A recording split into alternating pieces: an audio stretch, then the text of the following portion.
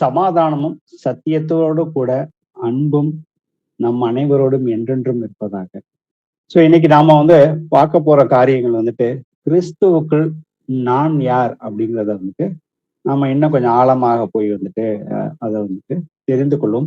கிறிஸ்துவுக்குள்ள நான் யார் அப்படிங்கிறத விட நான் யார் அப்படிங்கிறத நம்ம அடிப்படையா புரிந்து கொள்வோம். ஸோ நான் யார் அப்படிங்கிற அந்த கேள்வியை நான் எனக்கு நானே கேட்கிற மாதிரி நம்ம போய் புறஜாதிகள் மக்களிடத்துலயோ இல்லை நம்ம நண்பர்கள்ட்டையோ இல்லை நம்ம வீட்டார்கிட்ட யார்கிட்டையாவது போய் கேட்டோம்னா நம்மளுடைய வாழ்க்கையின் அந்த பர்பஸ் என்ன, அந்த நோக்கம் என்ன, இலக்கு என்ன, நாம வாழ்கின்ற வாழ்க்கை என்றால் என்ன அப்படின்னு சொல்லி நம்ம யார்கிட்டையாவது நம்ம கேட்டிருந்தோம்னா, இன்னைக்கு நம்ம கிறிஸ்துவுக்குள்ள இருக்கிறதுனால நமக்கு ஓரளவுக்கு அர்த்தங்கள் அதற்கு தெரியும். பட் நாம அதே போல மற்றவர்களுக்கு சுவிசேஷம் சொல்லுகிறவர்களாக இருக்கிறோம். அப்ப இதே கேள்வியை நம்மளை பார்த்து யாராவது புறஜாதிகள் கேள்வி கேட்கிறப்ப நாம அதுக்கு கர்த்தருக்குள்ள நான் யார் அப்படிங்கிறத நாம முதல்ல தெரிந்து கொள்ளணும். ஏன்னாக்கா ஒவ்வொருத்தட்டையும் இந்த கேள்விக்கு பதில் பார்த்தீங்கன்னாக்க உலகத்துல இருந்து வர பதில்கள் பார்த்தீங்கன்னாக்க அவங்கவுங்க சொந்த வாழ்க்கையில எனக்கு ஒரு மன நிறைவு வேண்டும், ஒரு சமாதானம் வேண்டும், ஒரு சந்தோஷம் வேண்டும், நோய் இல்லாத வாழ்க்கை, என்னுடைய குடும்பம், பணம் சம்பாதிக்க ஒரு வேலை வேண்டும், இல்லது ஒரு தொழில், அதற்கு மேல எனக்குன்னு ஒரு ஸ்டேட்டஸ் வேணும், ஒரு பெருமையான ஒரு வாழ்க்கை முறை, லட்சியங்கள், நம்மை சுற்றியுள்ளவர்கள் எப்படி சந்தோஷப்படுத்துவது, அப்படி இல்லைனாக்க கடன் இல்லாத ஒரு வாழ்க்கை எனக்கு வேணும். இதுதான் என்னுடைய வாழ்க்கையின் அடிப்படையான ஒரு நோக்கங்களாக தான் இருக்கும் அப்படின்னு சொல்லிட்டு எல்லாருமே நாமளும் ஒரு காலத்துல இப்படிப்பட்டவர்களாக தான் இதை பற்றி மட்டுமே யோசித்து இதற்காகவே நம்மளுடைய வாழ்க்கையை அனுதினமும் நம்ம ஓட்டத்துல இயங்கி கொண்டிருந்தோம். இவைகளை தாண்டி நமக்கு இதுக்கு மேல ஏதோ ஒண்ணு இருக்குது அப்படிங்கிறத நாம தெரிந்து கொள்ள வேண்டியது ரொம்ப அவசியமானது. ஏன்னா முதல்ல நான் யார், நான் எப்படி ஏன்னா நான் இந்த கேள்வி எல்லோருக்குமே இருக்கக்கூடிய கேள்விதான். ஆனா அந்த கேள்வியை நாம அதை எந்த அளவுக்கு சிந்திச்சு அதை அடுத்த லெவலுக்கு எடுத்துட்டு போயிருக்கோம் அப்படிங்கிறதையும் நாம சிந்திச்சு பார்ப்போம். ஸோ முதல்ல நான் யார் அப்படிங்கிறப்ப நான் இப்ப இங்க எங்க இருக்கிறேனாக்க, நான் இந்த பிரபஞ்சத்துல, இந்த பூமியில இந்த உலகத்துல நான் இருக்கிறேன். அப்ப கேள்வி இந்த உலகம் எப்படி உண்டானது அப்படிங்கிறத நம்ம பார்ப்போம். யோவான்ல 1:3 வாசிப்போம். சகலமும் அவர் மூலமாய் உண்டாயிற்று, உண்டானதொன்றும் அவராலே அல்லாமல் உண்டாகவில்லை. ஆமென். ஆமென். சகலமும் அவர் மூலியமாய், அந்த அவர் அப்படிங்கிறது ஆதியிலே வார்த்தை இருந்தது, அந்த வார்த்தை தேவனிடத்தில் இருந்தது, அந்த வார்த்தை தேவனாயும் இருந்தது, அவர் ஆதியிலே தேவனோடு இருந்தார். சகலமும் அவர் மூலியமாய் அப்படிங்கிறது இயேசு கிறிஸ்துவின் மூலியமாக தான் இயேசு கிறிஸ்து தான் எல்லாத்தையுமே, வானத்தையும் பூமியையும் உண்டாக்கினார். இதற்கு இன்னொரு ஒத்த வசனமா எபிரேயர்ல 1:2 வாசிப்போம். இந்த கடைசி நாட்களில் குமாரன் மூலமாய் நமக்கு திருவுளம் பற்றினார், இவரை சர்வத்துக்கும் சுதந்திரவாளியாக நியமித்தார், இவரை கொண்டு உலகங்களையும் உண்டாக்கினார். ஆமென். ஆமென். நமக்கு புதிய ஏற்பாட்டுல 2 வசனங்கள், ஜோடி வசனங்கள் இருக்குது. அதே போல பழைய ஏற்பாட்டுல ஆதியாகமத்துல 2வது வசனமும் நமக்கு தெளிவா தெரிந்த வசனம் தான். இப்ப நான் யார், எதற்காக சிருஷ்டிக்கப்பட்டிருக்கிறேன் அப்படிங்கிறத கொலோசியர்ல இன்னைக்கு நம்ம சிந்திக்கக்கூடிய வசனமே இந்த வசனம் தான். கொலோசியர்ல 1:14. ஏனெனில் அநேகர் வேறு விதமாய் நடக்கிறார்கள், அவர்கள் கிறிஸ்துவின் சிலுவைக்கு பகைஞர் என்று உங்களுக்கு அநேக தரம் சொன்னேன்.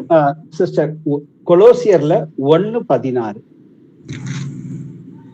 16. ஏனென்றால் அவருக்குள் சகலமும் சிருஷ்டிக்கப்பட்டது, பரலோகத்தில் உள்ளவைகளும் பூலோகத்தில் உள்ளவைகளும் ஆகிய காணப்படுகிறவைகளும் காணப்படாதவைகளுமான சகல வஸ்துக்களும், சிங்காசனங்களானாலும் கர்த்தத்துவங்களானாலும் துரைத்தனங்களானாலும் அதிகாரங்களானாலும் சகலமும் அவரை கொண்டும் அவருக்கென்றும் சிருஷ்டிக்கப்பட்டது. ஆமென். ஆமென். ஸோ கர்த்தர் எல்லாத்தையுமே, வானத்தையும் பூமியும் உண்டாக்குனாரு. நம்மளை, மனிதர்களை, ஜீவராசிகளை எப்போ உண்டாக்குனாருன்னு பாத்தீங்கன்னாக்க 6வது நாள் தான் வந்து உண்டாக்கினார். ஸோ அதற்கு முன்னாடி வந்துட்டு வானத்தையும் பூமியும் உண்டாக்குனாரு, வெளிச்சத்தை உண்டாக்குனாரு, நாட்களை இரவும் பகலும் எல்லாம் அந்த நமக்கு அந்த முதல் 5 நாள் சிருஷ்டிகள் முடிந்ததுக்கு அப்புறம் 6வது நாள்ல தான் வந்துட்டு மனிதனை வந்துட்டு உண்டாக்குனாரு. அந்த உண்டாக்குனவர் வந்து சொல்ற வார்த்தையை பார்த்தீங்கன்னா, சகலமும் அவரை கொண்டு அவருக்கென்று சிருஷ்டிக்கப்பட்டது. அப்ப இங்க இந்த உலகத்துல இருக்கிற எல்லா மனிதர்களுமே வந்துட்டு அவருக்காக தான் வந்துட்டு சிருஷ்டிக்கப்பட்டிருக்கிறார்கள் அப்படிங்கிறத வந்துட்டு நாம் வந்துட்டு எந்த நேரத்துமே இதை வந்துட்டு சிந்தையாகவே இந்த வசனத்தை நம்ம எப்பொழுதுமே வந்துட்டு நாம வந்து இருதயத்துல வந்துட்டு நாம வந்துட்டு சிந்தித்து கொண்டு இருந்தாக்க நாம என்றைக்குமே வந்துட்டு அவருடைய சித்தத்தை வந்துட்டு எப்பொழுதுமே நிறைவேற்றுவதற்கு முடியும். ஏன்னா நாம வந்து கிறிஸ்துவுக்குள்ள இருக்கிறோம், அவருடைய ஆவியை பெற்றுக்கொண்டு இருக்கிறோம் ஞானஸ்தானத்தின் வழியாக. அவர் எனக்காக தான் அந்த வானத்தையும் பூமியும் உண்டாக்கினவர், எனக்காகவும் என்னுடைய பாவத்துக்காகவும் வந்துட்டு மரித்திருக்கிறார் அப்படிங்கிறத நாம விசுவசிச்சு நாம இன்றைக்கு வந்து அவருடைய ஆவியினால வழிநடத்தப்படுகிறோம். சில நேரங்கள்ல வந்துட்டு மாமிசம் வந்துட்டு ஆவிக்கு எதிராக செயல்படுகிற பொழுது நாம் வந்து இடறி விழுகிறோங்கிறதையும் நாம வந்துட்டு நிதானிக்க முடியுது. ஸோ அதை தான் இன்னைக்கு வந்துட்டு சகோதரர்கள் வந்து நம்ம யாருமே வந்துட்டு இடறி விழக்கூடாது அப்படிங்கிறதுக்காக தான் வந்துட்டு அனுதினமும் வந்துட்டு நாம ஐக்கியத்துல இருக்கிறதற்காக கர்த்தர் வந்துட்டு இந்த 8 மணிலேருந்து 9 மணி வரைக்கும் வந்துட்டு நம்மளுடைய பாவத்தை குறிச்சும் நீதியை குறிச்சும் நியாய தீர்ப்பை குறிச்சும் வந்துட்டு கர்த்தர் வந்துட்டு நமக்கு வந்துட்டு வெவ்வேறு சகோதரர்கள் மூலியமாக வந்துட்டு கத்துக் கொடுத்துக்கிட்டே இருக்கிறார். அப்ப இதெல்லாம் எதற்கு அவர் வந்து செய்கிறார் அப்படிங்கிறத வந்துட்டு நாம வந்துட்டு கேட்கிற வசனத்தோட மட்டும் வசனம் அந்த 1 மணி நேரம் ஒரு வந்து கடமையாக வந்துட்டு கேட்டுட்டு போறது மாத்திரம் அல்லாம அது என் வாழ்க்கையில வந்துட்டு நான் யார் அப்படிங்கிறது நான் வந்துட்டு என்னை வந்து கர்த்தர் வந்துட்டு உப்பாகவும் ஒளியாகவும் வெளிச்சமாகவும் வைத்திருக்கிறார். அந்த உப்பாகவும் வெளிச்சமாகவும் வந்துட்டு என்னால வந்துட்டு எனக்கு வந்து வசனங்கள் வந்து சாட்சி கொடுக்கிறதா, சகோதரர் குடும்பத்துல சாட்சி கொடுக்குதா, என்னை சுற்றி இருக்கிறவர்களுக்கு நான் வந்து சாட்சியாக இருக்கிறேனா அப்படிங்கிறத வந்துட்டு நாம வந்துட்டு சிந்திச்சு பார்க்கணும். ஏன்னா தேவனுடைய ஆவி, கிறிஸ்துவின் ஆவி இல்லாதவன் அவருடையவன் அல்ல அப்படிங்கிறப்ப கிறிஸ்து எப்படி வந்துட்டு பூமியில வந்துட்டு நடந்தாரோ, ஏன்னா 1 யோவான்ல 2:6 சொல்லுது, நான் கிறிஸ்துவுக்குள் இருக்கிறேன் என்று நிலைத்திருக்கிறேன் என்று சொல்லுகிறவன் அவர் நடந்தபடியே தானும் நடக்க வேண்டும் அப்படிங்கிறதான் வந்துட்டு நமக்கு வந்து கர்த்தர் கட்டளையாவே கொடுத்திருக்கிறாரு. அப்ப தேவன் வந்துட்டு ஏன்னா இன்னைக்கு வந்து புறஜாதி மக்கள்கிட்ட வந்துட்டு அவங்களுடைய தேடல் எல்லாமே வந்துட்டு ஏதாவது ஒரு இலக்கை வச்சுட்டு தான் வந்துட்டு அதை நோக்கி வந்துட்டு போய்கிட்டே இருந்தாங்க. இதே போலதான் நாமும் வந்துட்டு முந்தி இருந்த காலத்துல வந்துட்டு நம்மளும் அப்படிதான் இருந்தோம். ஆனா அந்த சந்தோஷம், உண்மையான சந்தோஷம், சமாதானம் அவர்களிடத்துல இருக்குதான்னு நீங்க போய் விசாரிச்சு பாத்தீங்கன்னாக்க ஒருத்தர்கிட்டயுமே இருக்காது. ஆனா சில பேர் வந்துட்டு பொருட்களை மையமா கொண்டு வந்துட்டு வசதி வாய்ப்புகளை ஸ்டேட்டஸை வச்சு மையமா கொண்டு வந்துட்டு தன்னுடைய இலக்கை அடைந்து விட்டோன்னு வந்துட்டு அவங்க நினைத்து கொண்டு இருப்பார்கள். ஆனா அவர்களுக்குள்ளாகவும் வந்துட்டு கர்த்தர் வந்துட்டு அவர்களுக்குள்ளாகவும் அவங்க இருதயத்துல வந்துட்டு ஒரு வெறுமை வந்து கண்டிப்பா வந்துட்டு இருக்கிறத அவர்கள் வந்து மனசாட்சி அவர்களுக்கு வந்து உணர்த்தி கொண்டேதான் இருக்குது. அதை யாருமே வந்துட்டு கண்டும் காணாம வந்துட்டு அடுத்த இலக்கை நோக்கி அவங்க வந்துட்டு இலக்கு மேல இலக்க வச்சு அவங்க நகர்ந்து போயிட்டு இருக்கிறாங்க. ஏன்னா நான் வந்து யாரால உண்டாக்கப்பட்டிருக்கிறேங்கிறத அந்த அறிவு வந்துட்டு இன்னைக்கு வந்துட்டு அறிவியல் மூலியமாக வந்து வெவ்வேறு விதங்களாக வந்துட்டு மனிதர்களுக்கு புகுத்தப்பட்டு மனிதன் குரங்குல இருந்து தான் வந்தான், படிப்படியான நிலையில இருந்து வந்தான்னு சொல்லி ஏகப்பட்ட விதமான போதனைகள் மூலியமாக வந்துட்டு இந்த உலகம் வந்துட்டு அதுவாதான் உண்டாச்சு, ஒரு பெரிய இது பிரபஞ்சத்தை வந்துட்டு இன்னைக்கு அறிவியல்ல வந்துட்டு நிறைய ட்ரை பண்றாங்க. அதவே வந்துட்டு சிமுலேட் பண்றதுக்கு இன்னைக்கு வந்து உலகத்துல வந்துட்டு இந்த உலகம் வந்து எப்படி உண்டாயிருக்கு அதே மாதிரி ஒரு பிரபஞ்சத்தை உண்டு பண்ண முடியுமா அப்படின்னு சொல்லிட்டு இன்னைக்கு வந்துட்டு பிக் பேங் தியரிங்கிற ஒரு இதுல வந்துட்டு பிரான்ஸ்ல எல்லாம் வந்து ட்ரை பண்ணிக்கிட்டே தான் இருக்கிறாங்க. பட் எதுவுமே வந்துட்டு சக்சஸ் ஆகலை இது வரைக்குமே. அது சக்சஸும் ஆக போறதும் கிடையாது.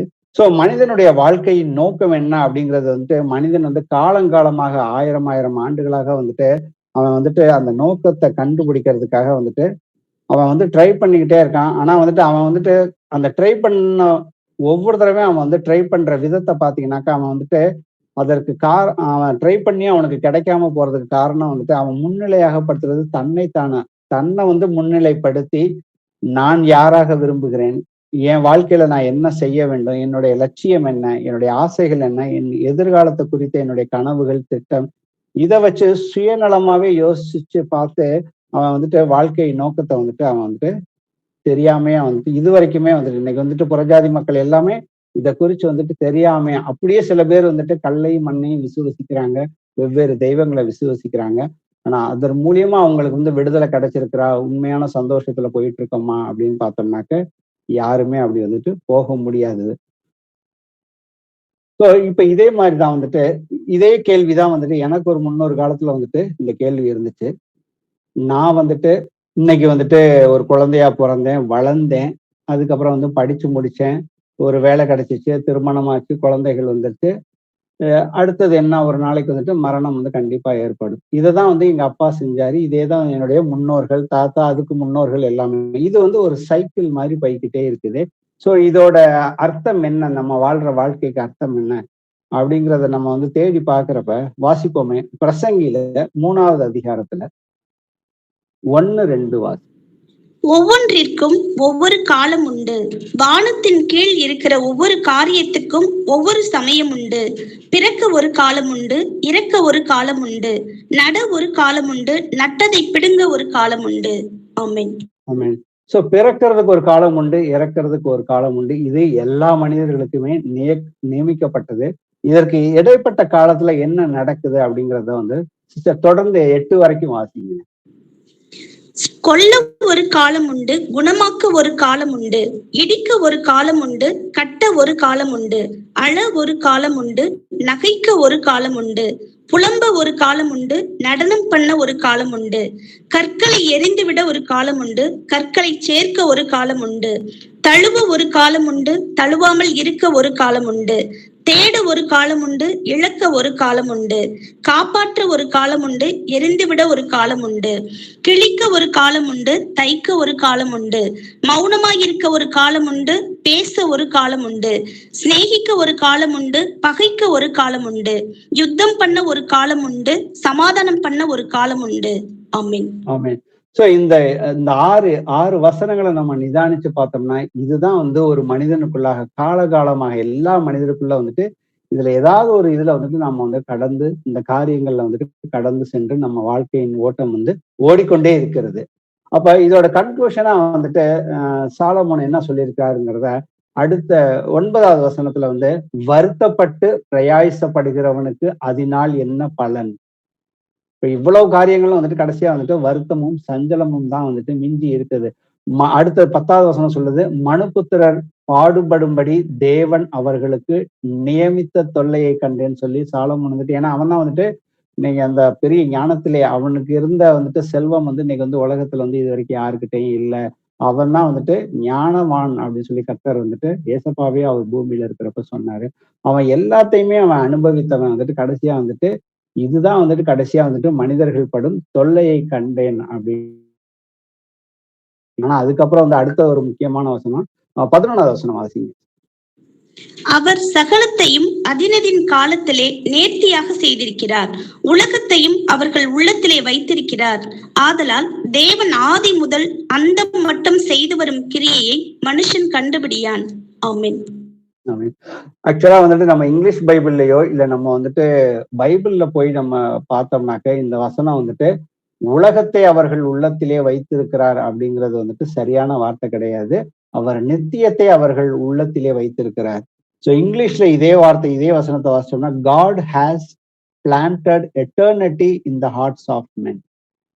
ஸோ இவர்கள் மனுஷர்கள் படும் பாடுகள் இது எல்லாமே வந்துட்டு அந்த முதல் பிறக்க ஒரு காலம் உண்டு, இறக்க ஒரு காலம் உண்டு. அவங்க இடைப்பட்ட நாட்கள்ல அந்த 8 வசனங்கள் 6 வசனங்களுக்குள்ள வந்துட்டு ஏதாவது ஒண்ணுல வந்துட்டு அவங்க வந்துட்டு ஒவ்வொருத்தரும் ஒவ்வொரு சூழலுக்கு வந்துட்டு கிரிகைகள்ல வந்துட்டு போய்கிட்டு இருக்கிறாங்க.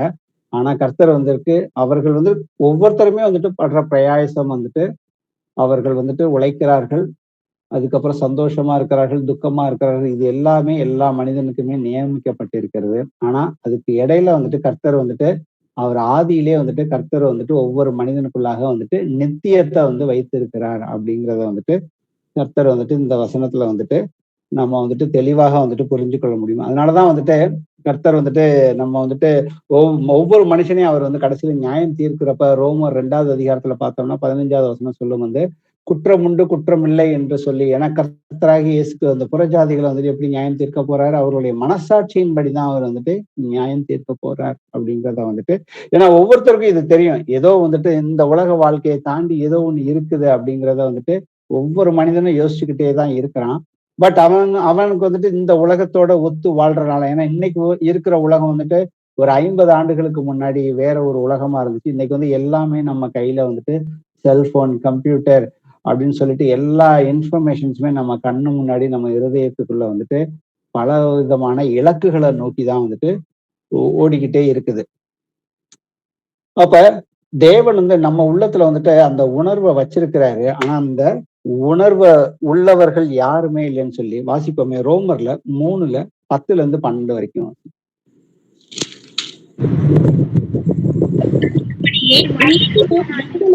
இல்லை, உணர்வுள்ளவன் இல்லை, தேவனை தேடுகிறவன் இல்லை, எல்லாரும் வழி தப்பி ஏகமாய் கெட்டு போனார்கள், நன்மை செய்கிறவன் இல்லை, ஒருவனாகிலும் இல்லை.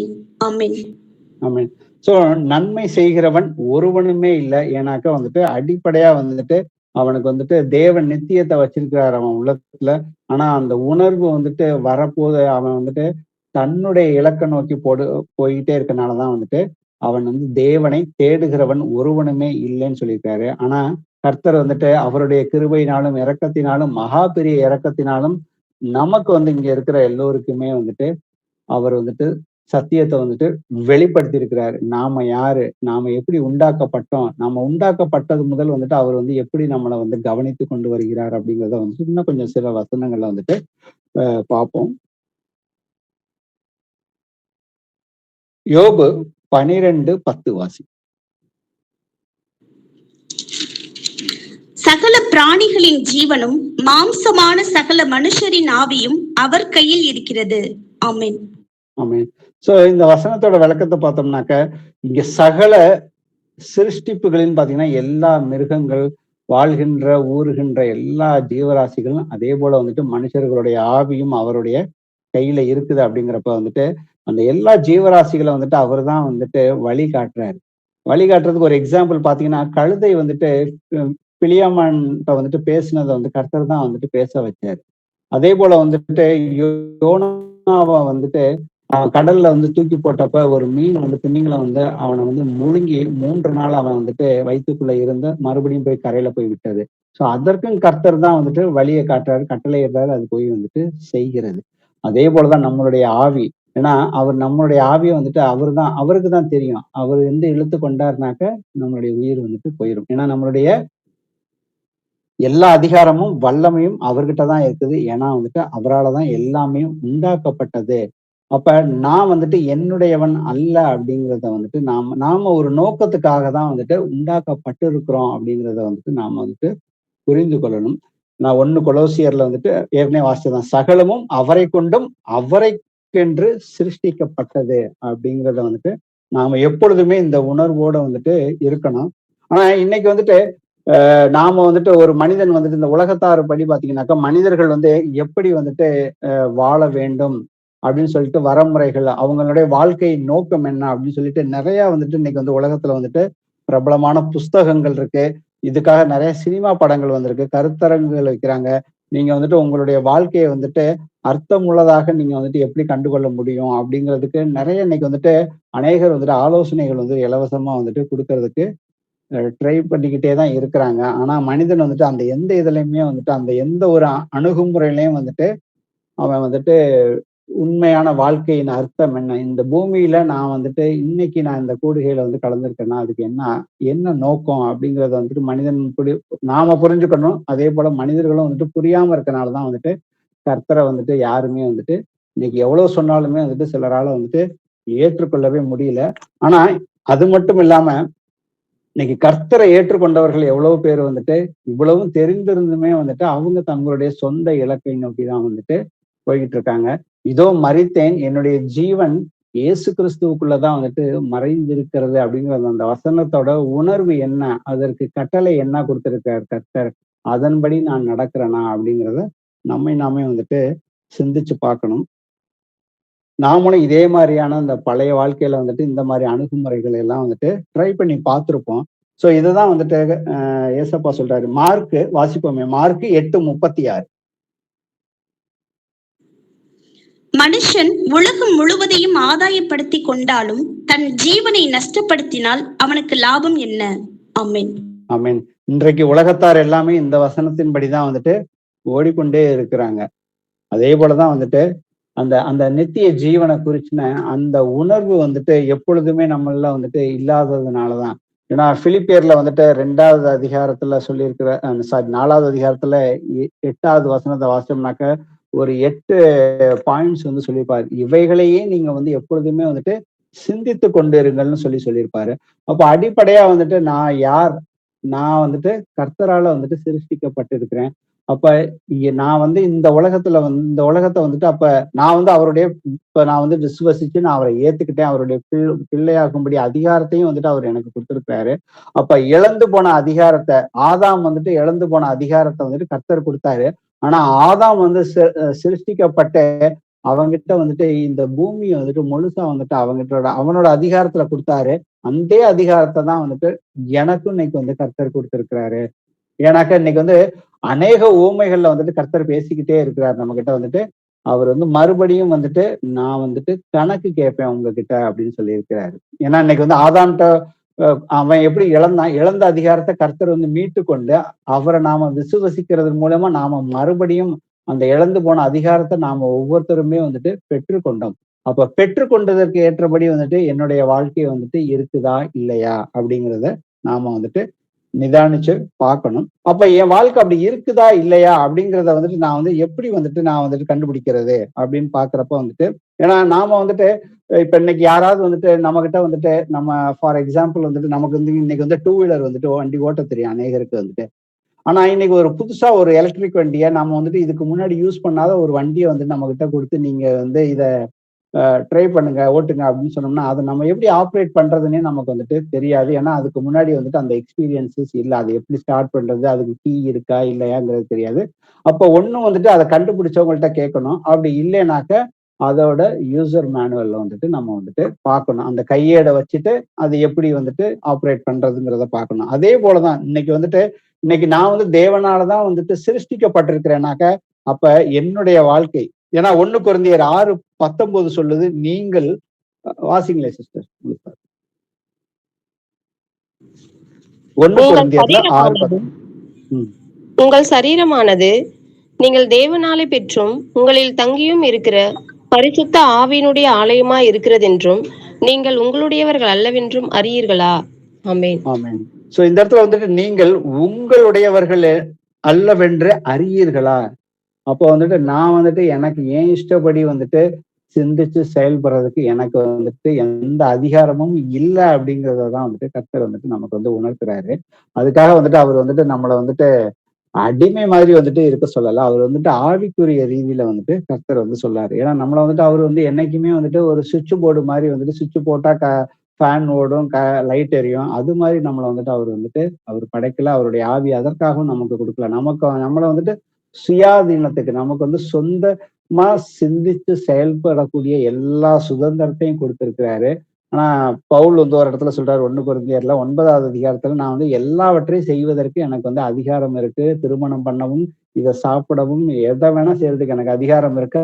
ஆகிலும் எல்லாம் வந்து எனக்கு வந்து தகுதியா இதாதுன்னு சொல்லிட்டு அவர் மாம்சத்தின்படி சொல்லாம ஆவிக்குரிய ரீதியில, ஏன்னா நான் வந்து மரித்தேன், இதோ வந்துட்டு என்னுடைய ஜீவன் வந்து கர்த்தருக்குள்ள இயேசுக்குள்ள மறைந்து இருக்குதுங்கிறப்ப வந்துட்டு இயேசுவுக்கு எது பிடிக்கும் அப்படிங்கிறது எனக்கு எப்படி தெரியும்னாக்க கர்த்தர் தன்னுடைய வார்த்தையை, அதுதான் நம்மளுடைய கையேடு. அந்த பைபிள்ல வந்துட்டு வேத ஆகமத்துல உள்ள வார்த்தைகளை வந்துட்டு நாம வந்து படிச்சு அதற்கு ஏற்றபடி நாம வந்துட்டு கீழ்ப்படுகிறப்பதான் வந்துட்டு கர்த்தருடைய ஆவி எங்கே இருக்குதோ அங்கே வந்துட்டு விடுதலை உண்டு அப்படிங்கிறத நாம வந்துட்டு உணர்ந்து கொள்ளணும்.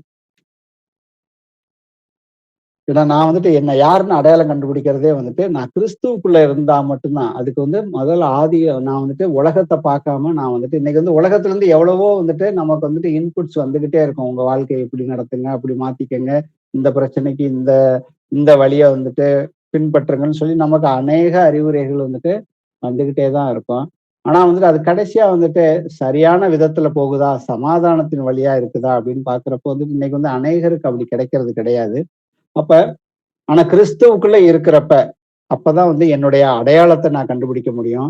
என்னுடைய அர்த்தம், இந்த வாழ்க்கையின் அர்த்தம் என்ன, நோக்கம் என்ன, முக்கியத்துவம் என்ன, எனது முடிவு என்ன, என்னுடைய எதிர்காலம் என்ன அப்படிங்கறத வந்து நான் வந்து கிறிஸ்துவுக்குள்ள இருந்து சத்திய வார்த்தைகள் மூலியமா, ஏன்னா நான் வந்து சத்திய வார்த்தைகள்னாலதான் வந்துட்டு மறுபடியும் ஜனிப்பிக்கப்பட்டேன் அப்படின்னு வந்துட்டு நம்ம வந்து ஞானஸ்தானத்துல வந்துட்டு நாம வந்துட்டு ஒருவன் ஜலத்தினாலும் ஆவியினாலும் பிறவாவிட்டால் அப்படிங்கிறப்ப வந்துட்டு நாம ஜலத்தினால வந்துட்டு தண்ணிக்குள்ள முழுகி நம்ம வந்துட்டு கிறிஸ்துவுக்குள்ளாக வந்துட்டு நம்ம பாவங்களுக்காக மனம் திரும்பி அவரை சொந்த இரட்சகராக ஏத்துக்கிறதுக்காக நம்மளுடைய பாவத்துக்கு சாயல்ல வந்துட்டு நம்ம வந்து தண்ணிக்குள்ள போயிட்டு அவரு மரணத்துக்கு ஒப்பான சாயல்ல வந்துட்டு நம்ம தண்ணிக்குள்ள போயிட்டு திருப்பி வந்துட்டு வெளியில வரப்ப அவருடைய ஆவியை பெற்றுக்கொண்டோம்.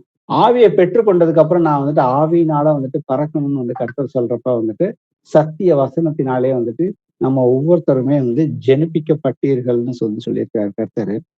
ஆனா இன்னைக்கு கிறிஸ்தவர்கள் எவ்வளவு பேர் வந்துட்டு இன்னைக்கு வந்து இயேசு கிறிஸ்துவை ஏற்றுக்கொண்ட அவங்களுடைய சொந்த தேவைகள், இந்த உலக தேவைகளுக்காக மாத்திரமே வந்துட்டு கர்த்தரை வந்துட்டு முன்னிலைப்படுத்தி அதற்காக வேண்டுதல்கள் செய்யறதும் வந்துட்டு இன்னைக்கு நம்ம பாக்குறோம். ஆனா அந்த மாதிரி இருந்தா என்ன ஆகும் அப்படிங்கிறத வந்து கர்த்தர் சொல்லியிருக்காரு. 1 கொரிந்தியர்ல 15-19 வாசிப்போம். இம்மைக்காக மாத்திரம் நாம் கிறிஸ்துவின் மேல் நம்பிக்கை உள்ளவர்களாய் இருந்தால் எல்லா மனுஷரை பார்க்கிலும் பரிதபிக்கப்படத்தக்கவர்களாய் இருப்போம். ஆமென். ஆமென்.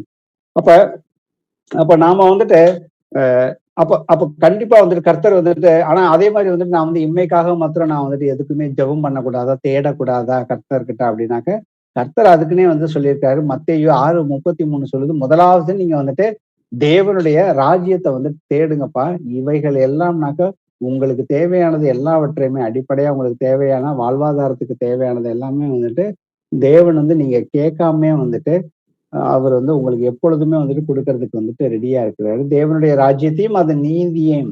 அப்ப அதன் நீதியும்ங்கிறப்ப வந்துட்டு கர்த்தர் சொல்றாரு, நான் பரிசுத்தர், நீங்களும் வந்துட்டு பரிசுத்தமாக இருங்கள். அப்ப பரிசுத்தமா இருக்கிறப்ப தேவனுடைய ராஜ்யத்துக்குரிய காரியங்கள் என்ன அப்படிங்கிறத வந்து வேதத்தை வாசிக்க ஏன்னா வந்துட்டு நாம எல்லோருமே வந்துட்டு தேவனுக்காக, கிறிஸ்துவுக்காக, அவருக்கென்றும் நாம் வந்து சிருஷ்டிக்கப்பட்டிருக்கிறப்ப வந்துட்டு அவர் வந்துட்டு பூமியில இருந்தப்ப என்ன காரியங்களை எல்லாம் வந்துட்டு என் சித்தப்படி அல்லன்னு சொல்லி தன்னுடைய ஜீவனை வந்துட்டு அவருடைய ஆத்மா வந்துட்டு மரணத்துக்கு எதுவாக துக்கம் கொண்டாடினப்ப அவர் வந்துட்டு இந்த பாத்திரம் என்னை விட்டு விலகுமானால் விலகட்டும் அப்படின்னு சொல்லிட்டு, ஆனா என் சித்தப்படி இல்ல பிதாவே உன் சித்தப்படி ஆக கடவுள்னு சொல்லிட்டு அவர் தன்னுடைய சித்தத்தை வந்துட்டு மனுஷனா இருக்கிறப்ப வந்துட்டு அதை ஒதுக்கி வச்சுட்டு தேவனுடைய சித்தத்துக்கு வந்துட்டு அவர் வந்து ஒப்பு கொடுத்தாரு. அப்ப அதே போலதான் வந்துட்டு நாம வந்து தேவனுடைய ஆவியை பெற்றுக்கொண்டவர்கள் இன்னைக்கு அந்த மாதிரி இருக்கிறோமா, இல்ல நம்மளுடைய சொந்த இலக்குகளை நோக்கி நாம வந்துட்டு நம் மனம் விரும்பினதை வந்துட்டு செய்கிறோமா அப்படிங்கிறத நாமே வந்துட்டு நிதானிச்சு பார்ப்போம். அப்ப கிறிஸ்து வந்துட்டு நம்மளை வந்துட்டு உண்டாக்குறப்ப, ஏன்னா அதுக்கு முன்னாடி வந்து ஒரு காரியம், எப்பொழுதுமே வந்துட்டு கர்த்தரை அறிகிற அறிவிலே வளருங்கள், வேதத்தை ஆராய்ந்து பாருங்கள். ஏன்னா கர்த்தருடைய ஆவி நமக்குள்ள வந்துட்டு எதுக்காக வந்துட்டு கொடுக்கப்பட்டிருக்குதுனாக்க எபேசியர்ல 1:13-14 வாசிப்போம். ஆகையால் உங்கள் நிமித்தம் நான் அனுபவிக்கிற உபத்திரவங்களினால் நீங்கள் சோர்ந்து போகாதிருக்க வேண்டிக் கொள்ளுங்கள். எபேசியர்ல 1:13-14 நீங்களும் உங்கள் ரட்சிப்பின் சுவிசேஷமாகிய சத்திய வசனத்தை கேட்டு விசுவாசிகளான போது வாக்குத்தத்தம் பண்ணப்பட்ட பரிசுத்த ஆவியால் அவருக்குள் முத்திரை போடப்பட்டீர்கள். அவருக்கு சொந்தமானவர்கள் அவருடைய மகிமைக்கு புகழ்ச்சியாக மீட்கப்படுவார்கள் என்பதற்கு ஆவியானவர் நம்முடைய சுதந்திரத்தின் அச்சாரமாய் இருக்கிறார். ஆமென். நாம வந்து அவருடைய ஆவியானவர் நமக்குள்ள இல்லாம நாம யாருமே வந்துட்டு நித்திய ஜீவனுக்குள்ள கர்த்தரோட வந்துட்டு ஒன்றாக இருக்கவே முடியாது இந்த உலக வாழ்க்கை முடிந்ததுக்கு அப்புறமும். ஆனா வந்துட்டு கர்த்தருடைய ஆவியானவர் நம்ம விசுவாசத்தின் மூலியமா வந்து பெற்றுக்கொண்டதே வந்துட்டு இந்த மாறுபாடான சந்ததியை விட்டு விலகி நாம வந்துட்டு அவருக்கென்று அவருக்கென்று சிருஷ்டிக்கப்பட்டவர்கள் வந்துட்டு அவருடைய சித்தம் என்பதை அறிந்து நாம வந்துட்டு இந்த பூமியில வந்துட்டு என்னுடைய எல்லா நடக்கைகளிலும் வந்துட்டு அவருக்கு பிடித்தமானதாக வந்துட்டு நான் நடக்கணுங்கிறது வந்துட்டு கர்த்தருடைய சித்தமாக இருக்கிறது. சோ இதை யாருமே வந்துட்டு நார்மலான மனுஷனால வந்துட்டு புரிந்து கொள்ள முடியாது அப்படிங்கிறத வந்து கர்த்தர் வந்துட்டு வசனத்தை சொல்லியிருக்காரு. 1 கொரிந்தியர்ல 2:7 வாசிப்போம். உலக தோற்றத்திற்கு முன்னே தேவன் நம்முடைய மகிமைக்காக ஏற்படுத்தினதும் மறைக்கப்பட்டதுமாய் இருந்த ரகசியமான தேவ ஞானத்தையே பேசுகிறோம். ஆமென். ஆமென். சோ அவருடைய ஆவியை பெற்றுக்கொண்டவர்கள் வந்து பவுல் வந்து சொல்றாரு, நான் வந்து தேவ ஞானத்தை தான் வந்து நான் வந்து பேசுறேன். இது வந்து உலக தோற்றத்துக்கு முன்னாடி வந்துட்டு ரகசியமா வந்துட்டு ரகசியமா வைக்கப்பட்டது. இது பாத்தீங்கன்னா தேவன் நம்முடைய மகிமைக்காக ஏற்படுத்தினது அப்படின்னு வந்து சொல்லியிருக்கிறாரு. அது என்ன, அது நம்மளுடைய மகிமைக்காக ஏற்படுத்தினது அப்படின்னு பாத்தீங்கன்னாக்க, நாம வந்து பழைய வாழ்க்கையில வந்துட்டு நாம வந்துட்டு பழைய நம்ம மனம் விரும்பினதை தான் நம்ம இஷ்டப்படி வந்து இன்னைக்கு புறஜாதிகள் என்ன பண்ணிக்கிட்டு இருக்கார்களோ அதை தான் வந்துட்டு நாமும் வந்துட்டு பழைய வாழ்க்கையில வந்து செஞ்சுக்கிட்டோம். ஆனா வந்து கர்த்தருடைய ஆவியானவர் நமக்குள்ள வந்ததுக்கு அப்புறம் வந்துட்டு அவர் வந்து நம்மளை வந்துட்டு புதிய மனுஷனா வந்துட்டு மாத்துறாரு. அந்த புதிய மனுஷனா மாத்துறப்ப நாம ஒவ்வொரு காரியங்களையும் கீழ்ப்படுகிறப்ப நம்மை நாம்னு யாருன்னு அறிந்து கொள்வோம். நமக்குள்ள இருக்கிற நன்மையானவைகளை அவர் வந்து சிறப்புகளை நம்மளுடைய ஸ்ட்ரென்த் என்னன்னா, நம்ம எவ்வளவு காரியங்கள்ல வந்துட்டு பழைய வாழ்க்கையில வந்துட்டு பயந்து இருப்போம். ஆனா வந்துட்டு இன்னைக்கு வந்துட்டு கர்த்தர் வந்துட்டு அவருடைய ஆவியை கொடுத்ததுக்கு அப்புறம் தேவன் வந்துட்டு பயமுள்ள ஆவியை கொடுக்கலன்னு சொல்றாங்க. நம்ம பழைய வாழ்க்கையில ஒரு சில காரியங்களை நம்ம வந்து கர்த்தரை குறிச்சு நம்ம போய் வெளியில பேச மாட்டோம். ஏன், நமக்கு வந்து பேசுறதுக்கே ஒரு தயக்கம் இருக்கு மத்தவங்கள்ட்ட. ஆனா இன்னைக்கு வந்து கர்த்தருடைய ஆவியானவர் நமக்குள்ள வந்ததுக்கு அப்புறம் நாம வந்துட்டு தைரியமா தெரியாத ஆள்கிட்ட போயிட்டு வந்துட்டு நாம வந்து தைரியமா பேசுறோம். யாரை குறிச்சு பேசுறோம்? இந்த வானத்தையும் பூமியும் உண்டாக்கினவர் உங்களுக்கு என்ன செஞ்சிருக்கிறாரு, நல்ல சுவிசேஷத்தை நாம் வந்து தைரியமா அன்னைக்கு வந்து சொல்றோம். மற்றவர்களுக்காக வந்துட்டு ஜெபம் பண்றதுல வந்துட்டு தைரியத்தோடு ஜெபம் பண்றோம். ஏன்னா எல்லாமே விசுவாசத்தோட அந்த ஆவியானவர் நமக்குள்ள இருக்கிறார். அப்ப நம்முடைய மகிமைப்பாக ஏற்படுத்தினது வந்துட்டு ரகசியமா முற்காலங்கள்ல இருந்துச்சு. அததான் வந்துட்டு அது எபிரேயர்ல பாக்குறீங்க. எபிரேயர்ல 2வது அதிகாரத்திலையும் 1 பேதுருல வந்துட்டு பழைய ஏற்பாட்டுல தீர்க்கதரிசிகள் ஒரு சிலர்ட்ட தான் வந்துட்டு பரிசுத்த ஆவியானவர் வந்துட்டு கிறிஸ்துவின் ஆவி உடையவர்களாக இருந்துட்டு அந்த ரட்சிப்பை குறித்து பாக்குறதுக்கு, இந்த மகிமையான காரியங்களை பாக்குறதுக்கு தேவதூதர்களே வந்து உற்று பார்த்து கொண்டிருக்கிறார்கள்னு வந்துட்டு வசனம் வந்துட்டு இருக்குது. அப்ப அடுத்தது பாத்தீங்கன்னா என்ன ரகசியம் அப்படிங்கறது பாத்தீங்கன்னாக்க, இந்த ரகசியம் இப்பொழுது அவருடைய பரிசுத்த அப்போஸ்தலர்களுக்கும் தீர்க்கதரிசிகளுக்கும் ஆவியானவராலே வெளிப்பட்டிருக்கிறது போல முற்காலங்களில் மனுபுத்திரருக்கு அறிவிக்கப்படவில்லை. அந்த ரகசியம் என்ன அப்படின்னாக்க கொலோசியர்ல 1:27. புறஜாதிகளுக்குள்ளே விளங்கிய இந்த ரகசியத்துள்ள மகிமையின் ஐஸ்வர்யம் என்னதென்று தேவன் தம்முடைய பரிசுத்தவான்களுக்கு தெரியப்படுத்த சித்தமானார். கிறிஸ்துவானவர் மகிமையின் நம்பிக்கையாக உங்களுக்குள் இருப்பதே அந்த ரகசியம். ஆமென். அந்த ரகசியம் வந்து பழைய ஏற்பாடு இயேசு கிறிஸ்து மரணம் அடைகிற வரைக்கும் வந்துட்டு, மரணித்து உயிர்க்கிற வரைக்கும் வந்துட்டு யாருக்குமே இது வந்து தெரியாம இருந்துச்சு. அதுக்கப்புறம் வந்துட்டு பவுல் வந்து புறஜாதிகள்கிட்ட போய் சொல்றாரு, கிறிஸ்துவானவரே வந்துட்டு மகிமையின் நம்பிக்கையாக உங்களுக்குள்ள இருக்கிறார். சோ அன்னைக்கு எப்படி வந்து 12 சீஷர்கள் அநேக அந்த யூத மக்களோட வந்துட்டு மக்களா வந்துட்டு ஏசப்பா அந்த வானத்தையும் பூமியும் உண்டாக்கினவர் வந்து மனுஷ ரூபத்துல வந்துட்டு நம்முடைய பாவத்துக்காக வந்துட்டு அவர் வந்துட்டு 3 வருட காலம் வந்து சுற்றி தெரிந்தார். அங்க எதுக்குனாக்க பிசாசின் வல்லமையை மேற்கொள்வதற்கும், பிசாசின் வல்லமையை வந்துட்டு நாம எல்லோரும் மேற்கொள்வதற்காகவும் அவர் வந்து கத்துக் கொடுத்துக்கிட்டே வந்துட்டு போனாரு. ஏன்னா வந்துட்டு நாம எல்லோருமே, ஏன்னா நான் எதுக்கு வந்து பிசாசின் வல்லமையை மேற்கொள்ளணும் அப்படின்னாக்க, நான் வந்துட்டு என்னுடைய வாழ்க்கை வந்துட்டு இதோட முடிஞ்சு போறதே கிடையாது. என்னோட வாழ்க்கையானது வந்துட்டு நான் வந்துட்டு பிறந்தேன். அதுக்கப்புறம் வந்துட்டு தாயின் பிறந்ததுக்கு அப்புறம் வந்துட்டு நான் இருக்க போறது, ஏன்னா நம்மளுடைய குடியிருப்பு வந்து இந்த கூடாரம் வந்துட்டு இது நிலையான கூடாரம் இது கிடையாது. இந்த பூமிக்குரிய வாழ்க்கையே வந்துட்டு கர்த்தரோட என்றென்றைக்கு இருப்பதற்கு நம்மளை வந்துட்டு தயார்படுத்துகிற ஒரு பள்ளிக்கூடம் மாதிரிதான் இந்த இடத்துல இங்க வந்து நாம இருக்கிறோம். சோ இந்த இடத்துல வந்துட்டு நாம வந்து அவருடைய ஆவியை பெற்றுக்கொண்டு நாம நம்முடையவர்களாக இருக்கிறோமா, இல்ல கர்த்தருக்குரியவைகளை வந்துட்டு அவருடைய பிரியத்தின்படி அவருடைய சித்தத்தின்படி நடக்கிறவர்களாக இருக்கிறோமா அப்படிங்கிறத நாம வந்துட்டு சிந்திச்சு பார்ப்போம். அடுத்ததுக்கு அப்புறம் நாம உலகத்துல பிறகுற ஒவ்வொரு மனுஷனுமே வந்துட்டு ஏதோ தற்செயலாக வந்துட்டு அவங்க வந்துட்டு பிறந்துட்டாங்க அப்படின்னு வந்துட்டு நாம வந்துட்டு சிலருக்கு வந்துட்டு எண்ணம் கொண்டு இருக்கலாம். ஆனா வந்துட்டு வேதம் என்ன சொல்லுகிறது அப்படிங்கிறத வந்துட்டு நாம கொஞ்சம் வந்துட்டு நிதானிச்சு பார்ப்போம். ஏசாயா 44:2 வாசிப்போம்.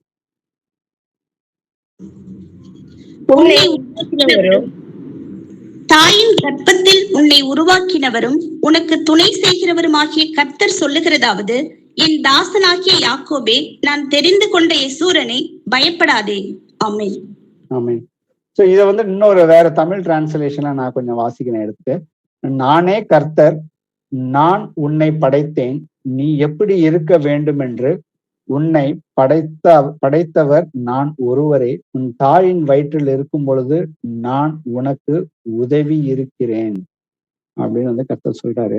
அப்ப கர்த்தர் வந்துட்டு இதே வசனத்தை வந்துட்டு இதை வந்துட்டு எப்படி நாம வந்துட்டு நமக்கு வந்துட்டு இதை வந்துட்டு எரேமியா கிட்ட வந்துட்டு அவர் வந்து கர்த்தருடைய வார்த்தை எரேமியாவுக்கு வந்தப்ப எப்படி சொல்லியிருக்காருன்றத வாசிப்போம். எரேமியா 1:5 வாசி. நான் உன்னை தாயின் வயிற்றில் உருவாக்கும் முன்னே உன்னை அறிந்தேன். நீ கர்ப்பத்திலிருந்து வெளிப்படும் முன்னே நான் உன்னை பரிசுத்தம் பண்ணி உன்னை ஜாதிகளுக்கு தீர்க்கதரிசியாக கட்டளையிட்டேன் என்று சொன்னார். ஆமென். நான் உன் தாயின் வயிற்றில் உருவாக்கும் முன்னே உன்னை அறிந்திருந்தேன் அப்படின்னு வந்து சொல்றாரு. அப்ப நாம ஒவ்வொரு மனுஷனுமே வந்துட்டு இந்த பூமியில வந்துட்டு பிறக்கிற ஒவ்வொரு மனுஷனுமே வந்துட்டு அவருடைய நாம வந்து பிறக்கிறதுக்கு முன்னாடியே வந்துட்டு அவருடைய சிந்தையில நாம ஒவ்வொருத்தருமே வந்து இருந்தோம் அப்படிங்கிறது இந்த வசனத்துல இருந்து நாம வந்துட்டு புரிந்து கொள்ள முடியும். சோ நாம வந்து நினைச்சிட்டு இருக்கோம் நம்ம வந்து பெற்றோர்களால கரித்தரிக்கப்பட்டுதான் நாம் வந்து உண்டாயிருக்கணும். ஆனா கர்த்தர் சொல்றாரு அந்த கரித்தரிக்கப்படுவதற்கு முன்னே வந்துட்டு அவருடைய சிந்தையில வந்துட்டு நாம வந்துட்டு இருந்தோம். அவர் வந்து நம்மளை குறிச்சு வந்து முதலாவது சிந்தித்தார். இப்பொழுது நமக்கு வந்துட்டு நம்ம சுவாசிக்கும் சுவாசம் தற்செயலாகவோ விதியினாலேயோ அதிர்ஷ்டவசத்தினாலேயோ வந்துட்டு இல்ல ஒரு சந்தர்ப்ப சூழ்நிலையால வந்துட்டு ஏற்பட்டது கிடையாது. தேவன் வந்துட்டு நம்மளை வந்துட்டு சிருஷ்டிப்பதற்கு அவர் வந்து விரும்பினதுனால. ஏன்னா அவர் வந்து எதுக்கு வந்துட்டு அவர் வந்து விரும்பினார்னாக்க அவருடைய நோக்கத்தை வந்துட்டு, ஏன்னா நமக்கு ஜெபம் இருக்குது, பரலோகத்தில் செய்யப்படுவது போல பூலோகத்திலும் செய்யப்படுவதாகன்னு சொல்றப்ப அந்த பூலோகத்துல எல்லா காரியங்களையும் யார் செய்ய முடியும்னாக்க தேவனுடைய ஆவியை பெற்றவர்கள் தான் வந்துட்டு தேவனுக்காக வந்துட்டு நாம செய்யணும் அப்படிங்கிறது அவருடைய சித்தம்.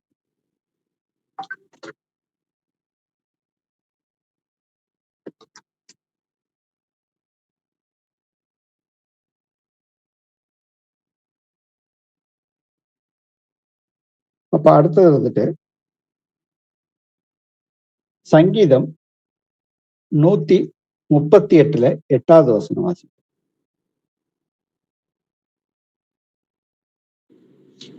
கர்த்தர் எனக்காக யாவையும் செய்து முடிப்பார். கர்த்தாவே, உமது கிருபை என்றும் உள்ளது. உமது கரத்தின் கிரியைகளை நிகழ விடாதிருப்பீராக. ஆமென். ஆமென். சோ கர்த்தர் எனக்காக யாவும் செய்து முடிப்பார் அப்படின்னு வந்துட்டு இந்த இடத்துல வந்து ஒரு வசனத்தை பார்த்தோம். அப்ப கர்த்தர் எனக்காகவே எல்லாமே அவர் செய்து முடிப்பார். இந்த வசனத்துல வந்து நம்ம வந்து பாக்குறப்ப அப்ப நான் என்ன செய்யணும்? அவரே எல்லாமே வந்துட்டு செஞ்சு முடிச்சிருவாரே அப்படின்னு சொல்லிட்டு நான் இன்னைக்கு வந்துட்டு அநேக கிறிஸ்தவர்களுக்கு இந்த மாதிரிதான் வந்துட்டு அநேக சபைகள்ல வந்துட்டு போதிக்கப்படுகிறது. கர்த்தர் அவருடைய கிருபையினால உங்களுடைய பாவங்களை ஏற்கனவே மன்னிச்சுட்டாரு. நீங்க எப்படி வேணாலும் உங்க வாழ்க்கையை வந்து வாழ்ந்துக்கங்க. அவருடைய கிருபை வந்துட்டு என்றென்றைக்குமே இருக்குது அப்படின்னு சொல்றாரு. ஆனா வந்துட்டு பிலிப்பியர்ல 2:12-13 வாசிப்போம். ஆதலால் எனக்கு பிரியமானவர்களே, நீங்கள் எப்பொழுதும் கீழ்ப்படுகிறபடியே நான் உங்களுக்கு சமீபமாய் இருக்கும் பொழுது மாத்திரமல்ல, நான் தூரமாய் இருக்கிற இப்பொழுதும் அதிக பயத்தோடும் நடுக்கத்தோடும் உங்கள் ரட்சிப்பு நிறைவேற பிரயாசப்படுங்கள். ஏனெனில் தேவனே தம்முடைய தயவுள்ள சித்தத்தின்படி விருப்பத்தையும் செய்கையையும் உங்களில் உண்டாக்குகிறவராய் இருக்கிறார். ஆமென். சோ இந்த இடத்துல பாத்தீங்கன்னாக்கா அவருடைய தேவனுடைய தயவுள்ள சித்தத்தின்படி அவருடைய கர்த்தருடைய விருப்பத்தையும் செய்கையும் உங்களில் உண்டாக்குகிறார் அப்படின்னாக்க அப்ப நம்ம முதல்ல வாசிச்ச வாசனம் வந்துட்டு கர்த்தர் எனக்காக யாவையும் செய்து முடிப்பார். அதை வந்துட்டு என்னுடைய சரீரத்துல நானே வந்து தேவனுடைய ஆலயமாக இருக்கிறப்ப அவர் வந்து கர்த்தருக்கு சித்தமானபடி வந்துட்டு அந்த சித்தத்தையும் விருப்பத்தையும் நமக்குள்ள வந்துட்டு அவர் உண்டு பண்றப்ப அதுக்கு நான் வந்துட்டு கீழ்படுகிறேனா இல்லையாங்கிறதையும் வந்துட்டு நாம வந்து நிதானிச்சு பார்க்கணும். ஏன்னா இன்னைக்கு வந்து இந்த ஒரு வசனத்தை மட்டும் எடுத்து வாசிச்சுக்கிட்டு அதுக்கு இதுதான் அர்த்தம், அதனால வந்து கர்த்தரே எல்லாத்தையும் பண்ணுவாரு அப்படின்னு சொல்லிட்டு நாம வந்துட்டு ஏன்னா இதே மாதிரிதான் இன்னொரு வசனமும் இருக்கும். 1 தெசலோனியர்ல 5:23-24 வாசிப்போம். சமாதானத்தின் தேவன் தாமே உங்களை முற்றிலும் பரிசுத்தமாக்குவாராக. உங்கள் ஆவி, ஆத்துமா, சரீரம் முழுவதும் நம்முடைய கர்த்தராகிய இயேசு கிறிஸ்து வரும்போது குற்றமற்றதா இருக்கும்படி காக்கப்படுவதாக. உங்களை அழைக்கிறவர் உண்மை உள்ளவர், அவர் அப்படியே செய்வார். ஆமென். அவர் அப்படியே செய்வார் அப்படிங்கிறப்போ வந்துட்டு அவர் எப்படி செய்வார் அப்படின்னாக்க, ஏன்னா நமக்கு வந்து அவருடைய ஆவியை நமக்குள்ள கொடுத்திருக்கிறாரு. நாம வந்துட்டு அவருடைய ஆவியினால வந்துட்டு மறுபடியும் வந்துட்டு பிறந்ததுக்கு அப்புறம் வந்துட்டு நம்மளுடைய பழைய மனுஷன், நம்மளுடைய ஆத்மாவும் நம்மளுடைய சரீரமும் வந்துட்டு எப்பொழுதுமே வந்துட்டு நம்ம முற்காலத்துல இருந்த பழக்க வழக்கங்கள் இருக்கும், அது எல்லாவற்றையுமே நாம வந்துட்டு மாற்றணும். அவருடைய ஆவியினால். அவருடைய ஆவி வந்துட்டு நான் சொல்லுகிற வசனங்கள் ஆவியும் ஜீவனுமாக இருக்கிறதப்ப நாம மறுபடியினாலே சத்திய வசனத்தினால நாம வந்து ஒவ்வொருத்தருமே வந்துட்டு ஜெனிக்கப்பட்டிருக்கிறோம். அப்ப நமக்கு வந்து நன்மையான காரியங்களை வந்து செய்கிறதற்கு கர்த்தர் வந்துட்டு அவரே அந்த விருப்பத்தையும் செய்ய நமக்குள்ள வந்து உண்டு பண்றப்ப நாம வந்து அவருடைய சித்தத்துக்கு கீழ்ப்படிஞ்சு நடக்கிறவர்களாக இருக்கணும். எபிரேயர்ல 13:21 வாசிப்போம்.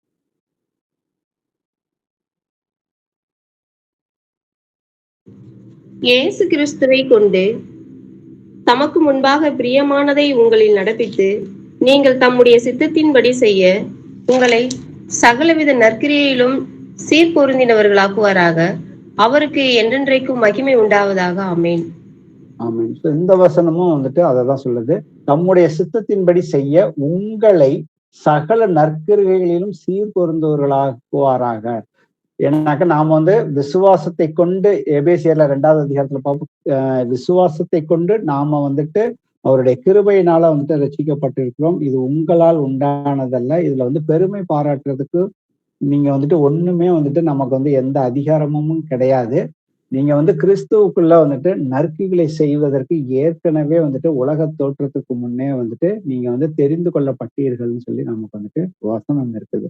அப்ப சர்வ வல்லமை உள்ள கர்த்தர் வந்துட்டு நாம வந்துட்டு பெற்றோர் தாயின் கருவுல உண்டாக்குறதுக்கு முன்னாடியே அவர் வந்துட்டு நம்ம ஒவ்வொருத்தரும் வந்துட்டு எப்படி இருப்போம், நம்மளுடைய உருவம் எப்படி இருக்கும், நமக்கு என்ன கலர் இருக்கும், நம்மளுடைய கண் மூக்கு, நாம வந்துட்டு எங்க வந்துட்டு இருப்போம் அப்படிங்கிற ஒவ்வொரு விஷயத்தையுமே வந்து அவர் வசனத்துல சொல்லியிருக்கிறாரு. ஒரு சில வசனங்களை வாசிப்போம்.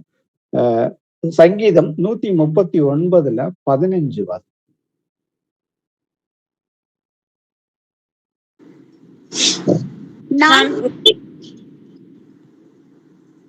நான் ஒளிப்பிடத்திலே உண்டாக்கப்பட்டு பூவின் தாழ்விடங்களிலே விசித்திர வினோதமாய் உருவாக்கப்பட்ட போது என் எலும்புகள் உமக்கு மறைவாய் இருக்கவில்லை. ஆமென். ஆமென். சோ என் எலும்புகள் உமக்கு மறைவாக இருக்கவில்லை அப்படிங்கிறப்ப வந்துட்டு கர்த்தர் வந்து நம்மளுடைய சரீரத்துல இருக்கு. ஏன்னா உங்களுடைய தலை, நீங்கள் ஒன்றுக்கும் கவலைப்படாதீர்கள், உங்களுடைய தலை முடிகள் எல்லாம் எண்ணப்பட்டு இருக்குது அப்படிங்கிறப்ப வந்துட்டு கர்த்தர் நம்ம ஒவ்வொருத்தரையுமே நம்மளுடைய சரீரம் எப்படி இருக்கு, நம்மளுடைய கை கால் எப்படி இருக்கும் அப்படிங்கிறது எல்லா விஷயத்தையுமே அவருக்கு வந்து ஏற்கனவே வந்துட்டு தெரியும். அடுத்த வசனத்தையும் வாசிப்போமே, 16வது வசனத்தையும் வாசிப்போம். என் கருவை உம்முடைய கண்கள் கண்டது, என் அவயவங்களில் ஒன்றாகிலும் இல்லாத போதே அவைகள் அனைத்தும் அவைகள் உருவேற்படும் நாட்களும் உமது புஸ்தகத்தில் எழுதியிருந்தது. ஆமென். ஆமென். சோ நாம எல்லோருமே வந்துட்டு ஒரு நோக்கத்திற்காக வந்துட்டு தேவனால் ஏற்படுத்தப்பட்டு இருக்கிறோம். இப்பெல்லாம் நான் எப்ப வந்து பிறப்பேன், எவ்வளவு காலம் நான் வந்துட்டு உயிரோட இருப்பேன் அப்படிங்கிறது ஏற்கனவே வந்துட்டு அவருடைய ஜீவ புஸ்தகத்துல வந்துட்டு எழுதி இருக்குது அப்படின்னு சொல்லி இந்த வசனம் சொல்லுது. அப்ப நான் வந்துட்டு எங்க பிறப்பேன், யார் எனக்கு பெற்றோராக இருப்பாங்க அப்படிங்கிற ஒவ்வொரு காரியத்தையும் வந்துட்டு கர்த்தர் வந்துட்டு ஏற்கனவே வந்துட்டு அவர் வந்துட்டு தீர்மானித்திருந்தார். தீர்மானத்தின்படிதான் வந்துட்டு ஒவ்வொன்றும் வந்துட்டு நடக்குது. ஏன்னா வந்துட்டு கர்த்தர் வந்து ஒவ்வொரு மனுஷருமே அப்ப பாத்தீங்கன்னா இப்ப வந்துட்டு சில பேர் தான் வந்துட்டு பரலோகத்துக்கு போவாங்க, சில பேர் வந்துட்டு போக மாட்டாங்க அப்படிங்கிறது வந்து கர்த்தர் ஏற்கனவே வந்துட்டு தீர்மானிச்சுட்டாரா அப்படின்னு பார்த்தோம்னாக்க அது அப்படி கிடையாது. ஏன்னா அதுக்கு வந்துட்டு கர்த்தரே வந்துட்டு வசனத்தையும் கொடுத்திருக்கிறாரு. ரோமர்ல 8வது அதிகாரத்துல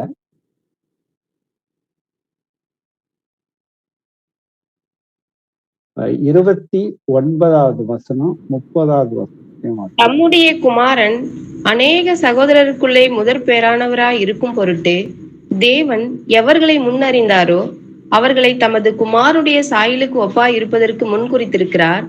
எவர்களை முன்குறித்தாரோ அவர்களை அழைத்தும் இருக்கிறார். எவர்களை அழைத்தாரோ அவர்களை நீதிமான்கள் ஆக்கியும் இருக்கிறார். எவர்களை நீதிமான்கள் ஆக்கினாரோ அவர்களை மகிமைப்படுத்தியும் இருக்கிறார்.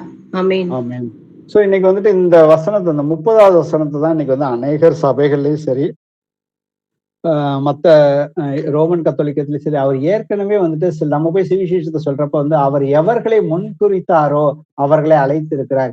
ஏன்னா ஏற்கனவே வந்து கர்த்தரை வந்து தீர்மானம் பண்ணிட்டாரு, இவங்கெல்லாம் வந்துட்டு பரலோகத்துக்கு வருவாங்கன்னு சொல்லி. நீங்க வந்து பரலோகத்துக்குள்ள நீங்கெல்லாம் வந்துட்டு இந்த மாதிரி வந்து கர்த்தரை குறிச்சு முன்குறிச்சிருப்பாரு. அதனாலதான் வந்துட்டு நீங்க இந்த மாதிரி வந்துட்டு உங்களால மட்டும்தான் முடியுது, அங்க உங்களுக்கு அந்த வரத்தை கொடுத்திருக்கிறாரு. ஆனா நாங்க வந்து கர்த்தர் மேல விசுவாசமா தான் இருக்கிறோம் அப்படின்னு பார்த்தோம்னாக்க இந்த வசனம் வந்துட்டு பாத்தீங்கன்னாக்க முரணா இருக்கும். 1 தீமோத்தேயு 2வது அதிகாரத்துல பார்த்தோம்னா எல்லா மனுஷரும் ரட்சிக்கப்பட வேண்டுங்கிறது தான் வந்துட்டு கர்த்தருடைய சித்தமாக இருக்குது. அப்ப எவர்களை முன்குறித்தார்களோ அவர்களை அழைத்தும் இருக்கிறாருங்கிறப்ப, அதுக்கு முந்தின வசனத்துல பாத்தீங்கன்னாக்க, எவர்களை முன் அறிந்தாரோ அவர்களை தமது குமாரனுடைய சாயலுக்கு ஒப்பாய் இருப்பதற்கு முன் குறித்திருக்கிறார் அப்படிங்கிறாரு. ஏன்னா சர்வ வல்லமை உள்ள தேவன் வானத்தையும் பூமியையும் உண்டாக்கி, அந்த பூமி வெறுமையாக இருக்கக்கூடாதுங்கிறதுக்காக அவர் அந்த மனிதர்கள் வாழ்வதற்கு அது உகந்த ஒரு சூழலை அவர் இந்த பூமிக்கு உண்டு பண்ணதுக்கு அப்புறம் தான் எல்லாம் நல்லதாக கண்டதுக்கு அப்புறம் தான் கர்த்தர் மனிதனையே உருவாக்குறாரு. ஏன்னா அவனுக்கு காற்று, அந்த வெளிச்சம், உணவு எல்லாம் தேவைங்கிறத அவர் எல்லாத்தையும் ஏற்படுத்திட்டு தான் அவர் மனுஷனை தன்னுடைய சாயலாக அவரை மனிதனை உருவாக்குறாரு. அப்ப கர்த்தருக்கு மனிதனை உருவாக்குறதுக்கு முன்னாடி வானத்தையும் பூமியும் உண்டாக்கினவர் ஒவ்வொரு மனிதனையும் உண்டாக்குறப்ப அவருக்கு இவன் கீழ்ப்படிவானா, பாவம் பண்ணாலும் இவன் பாவம் பண்ணதுக்கு அப்புறம் இவன் கீழ்ப்படிந்து தன்னோட ஒப்புரவு ஆகுவானா ஆக மாட்டானாங்கிறது கர்த்தருக்கு ஏற்கனவே தெரியும். சோ அதனாலதான், ஏன்னா அவர் சர்வ வல்லமை உள்ள கர்த்தர். அதுக்கு அவருக்கு தெரியாம இருந்துச்சுனாக்கா நம்ம அந்த சர்வ வல்லமை உள்ள கர்த்தர்ன்னு நாம எப்படி சொல்ல முடியும்? சோ அவர் எல்லாமே தெரியும். அப்ப அவர் இந்த பூமியை உண்டு பண்ணி நம்மளையும் உண்டு பண்ணினதற்கு ஒரு நோக்கம் இருக்குது. அது என்னங்கிறதை நம்ம பார்ப்போம். இதுல எவர்களை முன் அறிந்தாரோ, சோ எவர்களை முன் அறிந்தார்னா, இன்னைக்கு நம்ம இங்க இருக்கிற சகோதரர்கள் எல்லோருமே கர்த்தரை ஏற்கனவே முன் அறிந்திருவார். இன்னார் சகோதரர், இன்னைக்கு இந்த மைக்கிள்ங்கிற சகோதரர், இல்ல அஜித்ங்கிற சகோதரர், பாஸ்டின்ங்கிற சகோதரர் கண்டிப்பா தன்னை கர்த்தர் தன்னை வெளிப்படுத்துறப்போ அவங்க அவங்க இருதயத்துல அவங்க உள்ளம் குத்தப்பட்டு, ஓ நான் கர்த்தருக்கு முன்னாடி என்னை உண்டாக்கினவருக்கு முன்னாடி நான் ஒரு பாவியா நிர்வாணியாக இருக்கிறேன் அப்படின்னு சொல்லிட்டு அவங்க தங்களை தாழ்த்தி கர்த்தரை ஏற்றுக்கொள்வாருங்கிறது கர்த்தருக்கு தெரியும். சோ அதனாலதான் எவர்களே முன் அறிந்தார, இன்னார் கீழ்ப்படிவாங்க, இன்னாரெல்லாம் கீழ்ப்படிய மாட்டாங்கன்னு தெரியும். ஆனா அவர்களை எல்லாத்தையுமே சுயாதீனத்தை கொடுத்து அவங்கள போக்குலயே கர்த்தர் விட்டுட்டாரு. அப்ப இதுதான் எவர்களை முன் அறிந்தாரோ அவர்களை தமது குமாரனுடைய சாயலுக்கு ஒப்பாய் இருப்பதற்கு. அப்ப நாம யாரெல்லாம் கர்த்தராகி இயேசு கிறிஸ்துவை ஏத்துக்கிட்டோமோ அவர்களை முன்குறித்து இருக்கிறார். அந்த முன்குறித்த ஏற்றுக்கொண்டவர்கள் எல்லோரையுமே அவர் அழைத்தும் இருக்கிறார். அழைத்தவர்களை எல்லோருமே அவர் நீதிமான்களாக்கி இருக்கிறார். நீ எப்படி நீதிமான்களாக்கப்படுகிறோம்? 1 கொரிந்தியர்ல 6:11 வாசிப்போம். உங்களில் சிலர் இப்படிப்பட்டவர்களாய் இருந்தீர்கள்.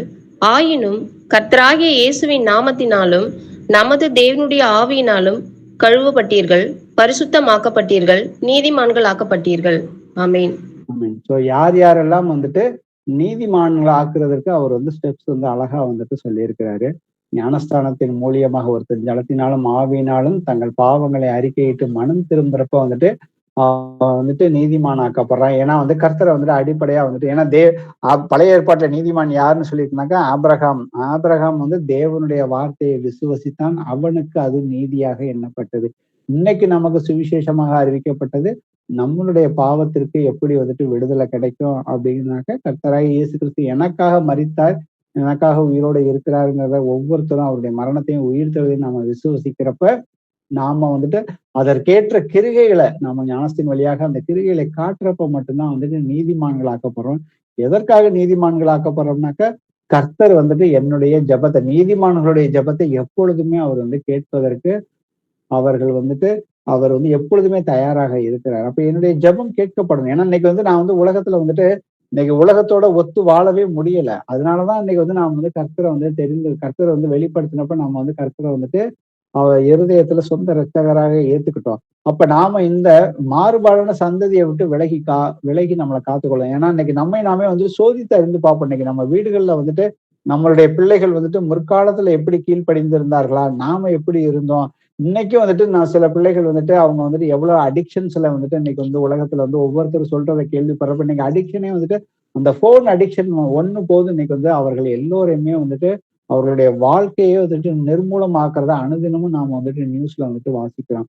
அப்ப இன்னைக்கு நாம நம்முடைய பிள்ளைகள்கிட்ட அதே செல்போனையோ அதே அந்த கம்ப்யூட்டரையும் அவங்களுக்கு படிப்பதற்காக நாம அவர்களுடைய வாழ்க்கையை எளிமையாக்குவதற்காக நாம கொடுக்குறப்ப அவர்கள் தவறாக பயன்படுத்தாம தவறான வழிக்கு போகாம இருக்கணும்னாக்க, மனிதர்களால நம்ம யாருமே பெற்றோர்கள் பிள்ளைகளை கண்டிப்பா கட்டாயப்படுத்தி அவங்கள திருத்தவே முடியாது. ஆக்சுவலா ஏன்னா வந்துட்டு ஒரு நம்மளால வந்துட்டு என்ன பண்ண முடியும், சத்தம் போடுவோம், கோபப்படுவோம், அதுக்கு மேல வந்து மிஞ்சி போனா அடிப்போம் நம்ம பிள்ளைகளை வந்துட்டு. சோ இது எல்லாமே வந்து கர்த்தருடைய பார்வையில வந்துட்டு பாவம்னு வந்து கர்த்தர் வந்து சொல்லியிருக்கிறாரு. அப்ப நான் என்னுடைய பிள்ளைகளை வந்துட்டு அன்பாக தான் வழி நடத்தணும். ஏன்னா தேவன் வந்துட்டு நான் பாவியா இருந்தப்ப என்ன அன்பா நடத்தின மாதிரி நான் என்னுடைய பிள்ளைகளை வந்துட்டு அன்பா நடத்தணும்னாக்க நான் என்னுடைய பிள்ளைகளுக்கு வந்துட்டு கர்த்தரை அறிகிற அறிவை குறித்து நான் வந்து எப்பொழுதுமே வந்துட்டு சொல்லிக் கொடுக்க வேண்டியது என்னுடைய கடமையா இருக்குது. அத வார்த்தைகள்னால மாத்திரம் சொல்லிக் கொடுக்கறதுனால எந்த வித பிரயோஜனம் இல்லை. அதை வந்துட்டு பிள்ளைகள்கிட்ட வந்துட்டு பிள்ளைகளோ மனைவி இடத்துலயே கிருகைகள் மூலியமா நாம வந்துட்டு வெளிப்படுத்துறது மூலியமா தான் வந்துட்டு அந்த ஆவியின் கனி அந்த வீட்டுல வந்துட்டு செயல்படுறப்பதான் வந்துட்டு அங்க வந்துட்டு கிருகைகள் நடக்கும். ஏன்னா இன்னைக்கு வந்துட்டு தைரியமா சொல்ல முடியும். என் பொண்ணோ என் பையனோ இன்னைக்கு நம்மள வந்துட்டு தைரியமா யாரையாவது சொல்ல முடியுதுனாக்க அதுக்கு வந்து கர்த்தருக்கு நாம வந்துட்டு நன்றி சொல்லுவோம். சொல்ல முடியலையா அப்போ வந்துட்டு எங்க வந்துட்டு நான் வந்துட்டு பிசாசுக்கோ இல்ல வந்துட்டு மாமிசமான காரியங்களுக்கோ இல்ல தேவனுடைய வார்த்தைக்கோ எதிராக நடந்துகிட்டு இருக்கேங்கிறத வந்துட்டு நாமே வந்து நிதானிச்சு பார்த்து கர்த்தர்ட்ட வந்துட்டு நாம வந்து ஒப்பு கொடுக்கணும் ஆக்சுவலா. ஏன்னா வந்துட்டு தேவனால கூடாத காரியம் ஒன்றுமே இல்லை அப்படின்னு வந்து ஏசப்பா சொல்லியிருக்கிறாரு. அப்போ வந்து மனிதர்களால இது கூடாதுதான், ஆனா தேவனால எல்லாமே கூடும். அது எல்லாமே வந்துட்டு விசுவாசத்தின் மூலியமா தான் வரும். விசுவாசங்கிறது வந்துட்டு வார்த்தையை படிச்சு நான் வந்துட்டு ஓகே விசுவாசங்கிறது கிடையாது. இயேசு ஒருத்தர் இருக்கிறாருங்கிறது வந்துட்டு அது அடிப்படை விசுவாசம். ஆனா அந்த விசுவாசத்தை வந்து செயல்பாட்டை என்னோட கிருகைகள் இல்லைனாக்கா அது எல்லாமே வந்துட்டு செத்த விசுவாசம். இன்னைக்கு வந்துட்டு சில பேர் வந்துட்டு என்னுடைய குடும்பம் வந்து முழுமையாக ரட்சிக்கப்படல அப்படின்னு சொல்லிட்டு இன்னைக்கு எவ்வளவு பேர் கணவன் வந்து ரட்சிக்கப்பட்டு மனைவி வந்து ரட்சிக்கப்படாமல், மனைவி ரட்சிக்கப்பட்டு கணவன் ரட்சிக்கப்படாமல், இல்ல கணவன் மனைவி ரட்சிக்கப்பட்டு பிள்ளைகள் வந்து ரட்சிக்கப்படாமல் வந்துட்டு எவ்வளவு பேர் இன்னைக்கு வந்துட்டு இன்னைக்கு ஏன் இந்த ஆன்லைன்ல கூடுகையில கூட ஒரு சிலர் கூட இருக்கலாம். ஆனா வந்துட்டு தேவன் வந்துட்டு தேவனால கூடாத காரியம் ஒன்றுமே இல்லை. அப்ப இன்னைக்கு யார் யாரெல்லாம் ரட்சிக்கப்பட்டு இருக்கிறோமோ நம்ம குடும்பத்துக்காக ரட்சிக்கப்பட்டிருக்கிறோமா அடிப்படையா வந்துட்டு விசுவாசத்தின் கிருகையையும் காட்டணும். நம்ம வந்துட்டு அடிப்படையா வந்துட்டு இயேசு கிறிஸ்துவ சொந்த என் மனைவி ஏத்துக்கல, என் மக ஏத்துக்கல, ஆனா அவங்களுக்காக நான் வெயிட் பண்ணணும்னு அவசியம் கிடையாது. ஏசப்பா எனக்கு சத்தியத்தை வெளிப்படுத்திட்டாரு, நான் வந்து தாமதிக்கிறது என்ன அப்படின்னு சொல்லி பவுல வந்துட்டு அனனியா கேட்கிறப்ப அவன் உடனே வந்துட்டு ஞானஸ்தானம் எடுத்தான். அடிப்படையா விசுவசிச்சதுக்கு அப்புறம் அதை விசுவசிச்சு அடிப்படையா நம்ம ஞானஸ்தானம் எடுத்ததுக்கு அப்புறம் வந்து கர்த்தர் வந்துட்டு அப்பதான் வந்து நம்ம வந்து நீதிமான்கள் ஆக்க போறோம். நம்ம ஒவ்வொரு நாளும் ஜெபத்துல எந்த வேலையிலையும் ஏன்னா எப்பொழுதுமே ஜெபம் பண்ணி விழித்திருங்கன்னு சொல்றப்ப நாம ஒவ்வொரு நேரத்திலையும் ஜெபத்துக்கு போறப்ப வந்துட்டு நம்ம பாவங்களை என்னங்கிறத அறிக்கை எழுறப்ப வந்துட்டு கர்த்தர் வந்துட்டு நமக்குள்ள வந்துட்டு ஒரு மாற்றத்தை கொண்டு வராரு. இது வந்து நம்மளுடைய பழைய வாழ்க்கையில கிடையாது. அதுதான் வந்துட்டு ரகசியமே வந்து கர்த்தர் வந்து சொல்லியிருக்கிறாரு. அப்ப நம்மளுடைய ஜெபங்கள் நம்மளுடைய மாற்றங்கள் பழைய மனுஷனுடைய வாழ்க்கைக்குரிய மாற்றங்கள் நாம கொண்டு வர வந்துட்டு கர்த்தர் வந்து அநீதி உள்ள தேவன் இல்லை. ஏன்னா அவர் வந்துட்டு கண்டிப்பா வந்துட்டு நம்ம ஜெபத்துக்கு வந்து எப்பொழுதுமே வந்துட்டு பதில் கொடுக்கிறவராதான் இருக்கிறாருங்கிறத நாம வந்து விசுவசிக்கணும். அதை விட்டுட்டு நான் வந்துட்டு என் குடும்பம் வந்துட்டு நாங்க எல்லாருமே ஒன்னா சேர்ந்துதான் ஞானஸ்தானம் எடுக்கணும், அது வரைக்கும் நான் வந்துட்டு ஏசப்பாட்ட ஜெபம் பண்ணிக்கிட்டே இருப்பேனாக்க அது எத்தனை பேர்த்தோட வாழ்க்கையில வந்துட்டு எப்படி நடந்திருக்குதுன்னு தெரியல. பட் பிராக்டிக்கலா வந்துட்டு கர்த்தரை ஏத்துக்கிட்டு நாம வந்து அவர்களுக்காக ஜெபம் பண்ற பொழுது நம்மளுடைய மனமாற்றத்தின் மூலியமாவது குடும்பத்தார் வந்து ரட்சிக்கப்படுவது வந்துட்டு ரொம்ப எளிதுங்கிறத வந்துட்டு நாம வந்துட்டு நிதானிச்சு பார்க்கணும். ஆனா கர்த்தருடைய வசனங்கள் நமக்கு வருஷ கணக்கா தெரிந்திருந்தும் நம்ம குடும்பத்துக்குள்ள வந்துட்டு ஒரு மாற்றம் வரலைனாக்க அதுக்கு காரணம் வந்து அந்த குடும்பத்தோட தலைவனும் தலைவியை வந்து முழு பொறுப்பு எடுத்துக்கிட்டோம்னாக்க கண்டிப்பா வந்துட்டு கர்த்தர் வந்துட்டு அந்த குடும்பங்கள்லயும் வந்துட்டு கிருகை செய்ய வல்லவராக இருக்கிறார் அப்படிங்கிறத நாம வந்துட்டு புரிந்து கொள்ளணும். சோ இன்னைக்கு வந்துட்டு நம்ம வந்து அடிப்படையா பார்த்தது வந்து கிறிஸ்துவுக்குள்ள நான் யாருன்னு சொல்லிட்டு இன்னும் வந்துட்டு அநேக விஷயங்கள் இருக்குது.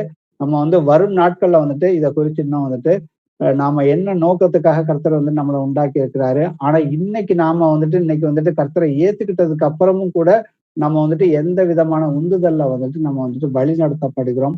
இதெல்லாம் வந்துட்டு தேவனுக்கு சுத்தமானதா இல்லையாங்கிறத நாம இன்னும் வரும் நாட்கள்ல வந்துட்டு ஆராய்ச்சி பண்ணி பார்ப்போம்.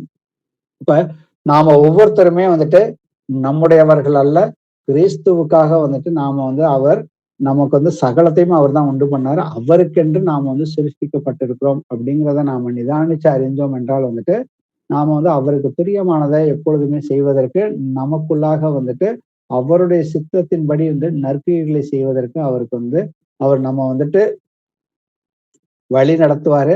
அவர் வந்து நமக்குள்ள வந்துட்டு அந்த எல்லா விதமான கிரிகைகளை வந்துட்டு நன்மையான கிரிகைகளை வந்துட்டு உண்டாக்குறப்ப செய்கைகளை வந்து விருப்பத்தையும் செய்கைகளையும் நம்மளுடைய இருதயத்துல வந்து அவர் வந்து கொண்டு வரப்ப வந்துட்டு அதை நாம வந்து விசுவாசத்தின் அடிப்படையாக வசனங்களை வந்துட்டு அதோட ஒத்து போகுதாங்கிறத நிதானித்து பார்த்து அடுத்து வந்து நம்ம வந்து கிரிகைகளை வந்துட்டு செயல்படுவோம்.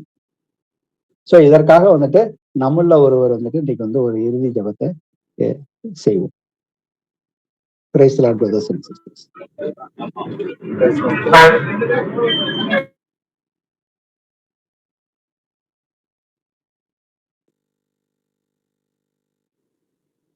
இயேசுவே, ஆண்டவரே, அப்பா, தகப்பனே, இந்த நேரத்திற்காக நாங்கள் உமக்கு நன்றி செலுத்துகிறோம். அப்பா, நன்றியோடு உம்மை துதிக்கிறோம், உம்மை போற்றுகிறோம், உம்மை வாழ்த்துகிறோம், உம்மை ஆராதிக்கின்றோம். நீர் பரிசுத்தர், பரிசுத்தர், பரிசுத்தர், என்றென்றுமே பரிசுத்தராக இருக்கிறீங்கப்பா. எங்களை உம்முடைய பரிசுத்தத்திற்கு நேர் அழைத்து தெரிந்து கொண்டமைக்காக நாங்கள் உமக்கு கொடான கோடி நன்றிகளை ஏறெடுக்கிறோம். அப்பா, ஜீவனுள்ளவரே, நான் யார், நான் கிறிஸ்துவுக்குள்ளாக எதற்காக சிருஷ்டிக்கப்பட்டிருக்கிறேன்னு சொல்லி எங்களுக்கு வந்துட்டு இன்னைக்கு வந்து அடிப்படையை வந்துட்டு ஒரு சில பகுதிகளை வந்து காண்பித்து கொடுத்து உங்களுடைய வசனத்தின் மூலியமாக எங்களுக்குள்ளாக நீர் வந்து எல்லா மனிதர்களுக்குள்ளேயும் வந்துட்டு நித்திய வாழ்வையை குறித்து நீங்க வந்து எங்களுடைய உள்ளத்துல வந்து வச்சிருக்கிறீங்கப்பா.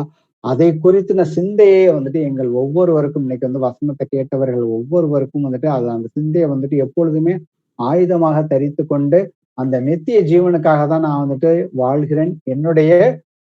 என்னுடைய வாழ்வோ இந்த பூமிக்குரிய வாழ்க்கையோ வந்துட்டு ஒரு சில வருஷங்கள் தான், மேக்சிமம் 100 வருஷம், 80 வருஷம், 70 வருஷம் வந்துட்டு காலங்கள் ஒவ்வொருத்தருக்கும் கர்த்தர் நீங்க வந்துட்டு ஏசப்பா நீங்க வந்துட்டு முடிவு பண்ணிருக்கீங்க.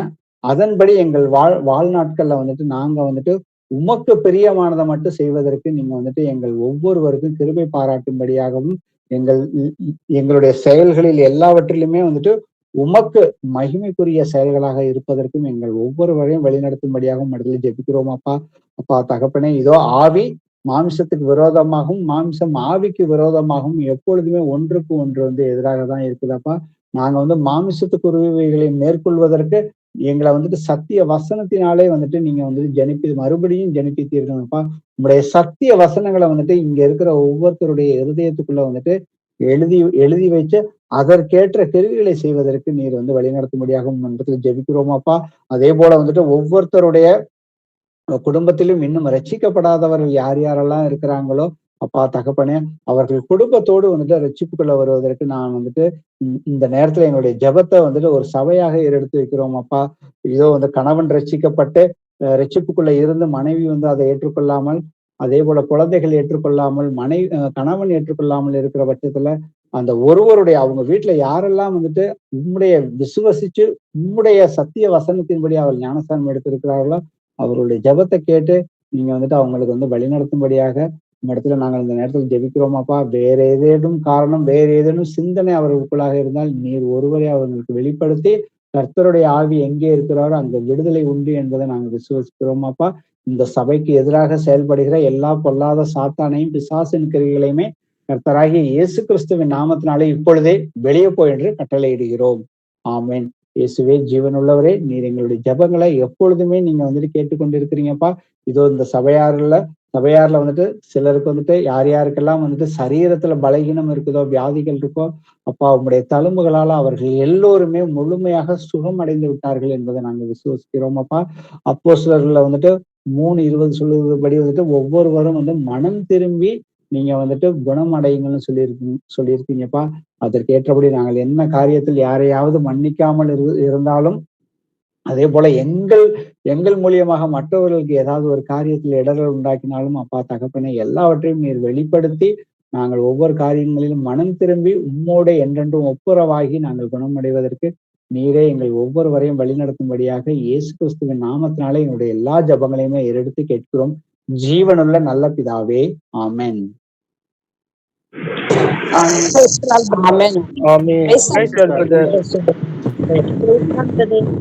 Praise the Lord,